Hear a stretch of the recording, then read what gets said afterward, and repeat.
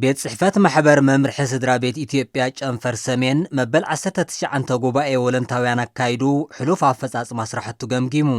አቦ ወንበር ማሕበር መምርሒ ስድራ ቤት ኢትዮጵያ ጨንፈር ሰሜን ፕሮፌሰር አፈወርቅ ሙልጌታ እቲ ትካል በዝሕ አባላትን ወለንታውያንን ብምፍራይ ዝሓሹ ስራሕቲ ግልጋሎት ጥዕና ከም ዝተወገኑ ይገልጹ። ቦርድ አማኻሪ ን2025 አቆጣጽራ ፈረንጂ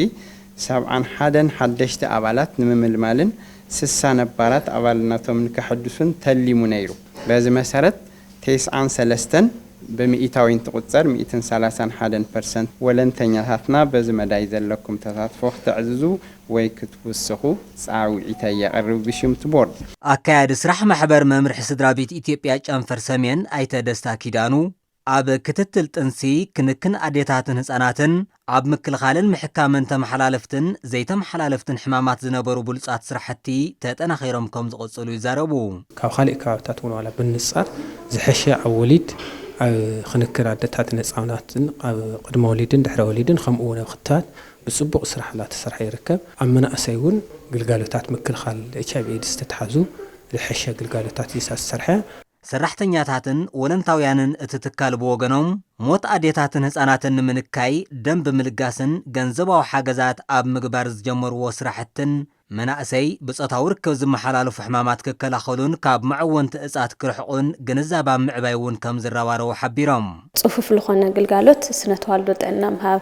ወሊድ ይኹን ቅድመ ናይ ወሊድ ክትትል ይኹን እዚኣቶም ያው ኣብ ክሊኒክ ልውሃቡ ወይ እንደገና ናዕልና ክሊኒካት ልውሃቡ ግልጋሎታት ብትልምና መሰረት ናብ ማሓሽና ምምጻእ እዚኣቶም ያው ጽቡቃት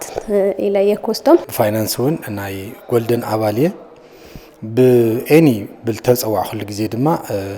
مسيحة جزء جبرية مالتي تناسى بتعمل في اللط الدما دم بمهابي في اللط مالتي سلازي دم ربنا مس عديتاتن هسانات انت أساس يرلو قالت سفحي حلافي بيروت عنا تقرأي دكتور أمانيال هايلان محبر ممرح سدرا بيت إثيوبيا أب قلقالوت وليدن كنكن هساناتن عديتاتن زبون زلو قلقالوت بممسقان أب كتتلت انسي تخرط زوهابو حدش مسرح أب متتاون كسرحي جنزبوم ናይ ወሊድ ግልጋሎት ጽቡቕ ከም ዝህብ ንፈልጥ ኢና ዝትካል እዚ ድሕሪ ወሊድ ዘለዎ ግልጋሎቱን ጽቡቕ እዩ ዝተለወጡ ኣሰራርሓታት ኣለዉ 4 ግዜ ጥራሕ ሓንቲ ጥንስቲ ኣዶ ክትገብሮ ዝግባእ ክትትል ናብ 8 ደይብሎ ናይ ሻምናይ ቪዚትስ ኣብ 10 ሚእታዊ ዘሎ ስለዚ ፋሚሊ ጋይዳንስ ኢትዮጵያ ግልጋሎት ኣብ ዝበለን ከባቢታት ድማ ሞዴል ኮይኑ እውን ከርኢ ትጽቢት ንገብር ሓንቲ ኣዶ ጥንስቲ ተኮይና ውሽጢ 12 ሰሙን መጽያ ገና እናሃለወ ክትረአ ትጽቢት ይግበር ዝውና ምምላእ تقصري جنا بزح زترفو صراحة تاتلو مالتي እቲ ትካል ኣብ ምክልኻልን ምሕካምን ቫይረስ HIV-ን ካልኦት መሓላለፍቲ ሕማማትን ኣብ ምኽሪ ምጣነ ስድራን ካልኦትን ዝህቦም ግልጋሎት ናብ ካልኦት ከባቢታት ትግራይ እውን ከስፍሖም ፀዊዖም